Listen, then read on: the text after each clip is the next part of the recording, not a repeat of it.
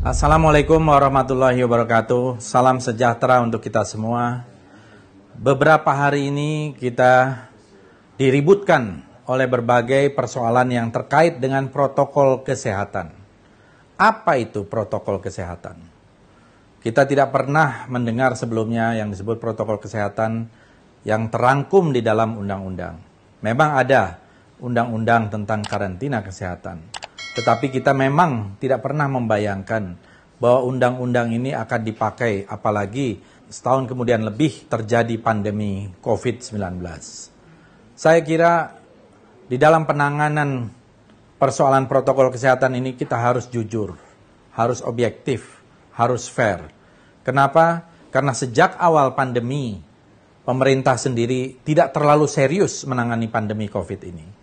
Bahkan ketika itu terjadi permintaan untuk lockdown atau permintaan untuk karantina wilayah, tetapi terjadi semacam tarik-menarik yang akhirnya pada bulan April pemerintah DKI Jakarta menerapkan apa yang disebut sebagai PSBB atau pembatasan sosial berskala besar.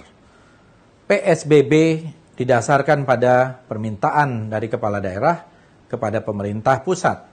Tetapi tidak ada pengaturan yang lebih detail terhadap itu, termasuk tentang kerumunan, tentang pemakaian masker, atau tentang protokol yang lain. Bahkan di awal dulu, Menteri Kesehatan sendiri yang mengatakan tidak perlu pakai masker, yang pakai masker yang sakit saja. Hal-hal seperti ini merupakan bagian dari perjalanan kita menangani sebuah pandemi yang jarang sekali terjadi secara global di dunia ini. Oleh karena itu, sebaiknya jangan menggunakan pandemi COVID ini untuk kepentingan-kepentingan politik, apalagi melakukan kriminalisasi terhadap ulama. Dalam konteks ini adalah Habib Rizik Syihab yang kebetulan baru kembali dari Mekah selama 3,5 tahun. Dan kita tahu bahwa penjemputan itu terjadi juga secara spontanitas. Ya, mereka ingin menjemput dadakan. Kemudian juga kita tidak ketahui jumlahnya. Begitu juga dengan terjadinya Maulid Nabi di berbagai daerah yang sekarang ini memang sedang diperingati atau sedang dirayakan sebagai bentuk kecintaan kita kepada Rasulullah Nabi besar Muhammad Sallallahu Alaihi Wasallam.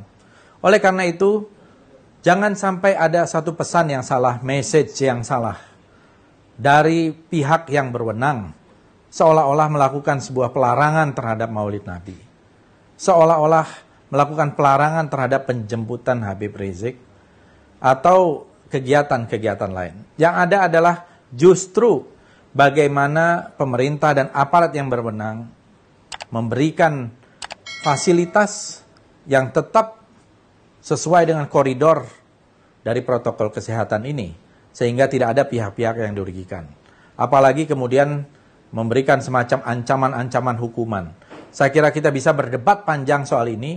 Jangan pernah melakukan kriminalisasi, apalagi atas nama undang-undang yang tidak menyebut secara detail tentang pelanggaran, misalnya berkerumun maupun kegiatan lain. Saya sependapat dengan para pakar hukum yang menjelaskan bahwa undang-undang karantina kesehatan ini tidak mempunyai satu dasar yang kuat untuk melakukan kriminalisasi atau penetapan tindakan pidana kepada mereka yang berkerumun, kepada mereka yang tidak pakai masker, maupun kepada kegiatan-kegiatan lain. Yang diperlukan adalah memberikan edukasi, himbauan kepada masyarakat untuk tetap menjaga kesehatan, menjaga jarak, physical and social distancing, memakai masker, mencuci tangan, dan sebagainya. Tapi bukan berarti kemudian dilakukan satu tindakan-tindakan keras tanpa dasar yang menyalahi undang-undang. Saya kira ini yang merupakan menjadi pesan, karena kegiatan-kegiatan kemarin, termasuk pemanggilan klarifikasi Gubernur DKI, menurut saya salah sasaran, salah tatanan. Karena bagaimanapun Gubernur membawahi Kapolda atau Pangdam, mewakili pemerintah pusat, meskipun tidak mengganggu instansi vertikalnya. Jadi saya kira ini juga pesan yang dinilai oleh masyarakat bisa diskriminatif.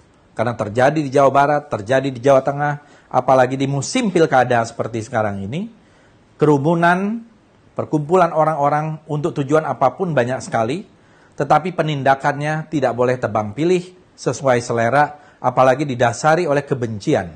Dan menurut saya apa yang terjadi kepada Gubernur Anies Baswedan yang dipanggil oleh pihak kepolisian merupakan satu tindakan yang keliru dan harus dihentikan supaya tidak terjadi pandangan dan persepsi masyarakat yang merugikan justru aparat kepolisian sendiri. Terima kasih. Wassalamualaikum warahmatullahi wabarakatuh.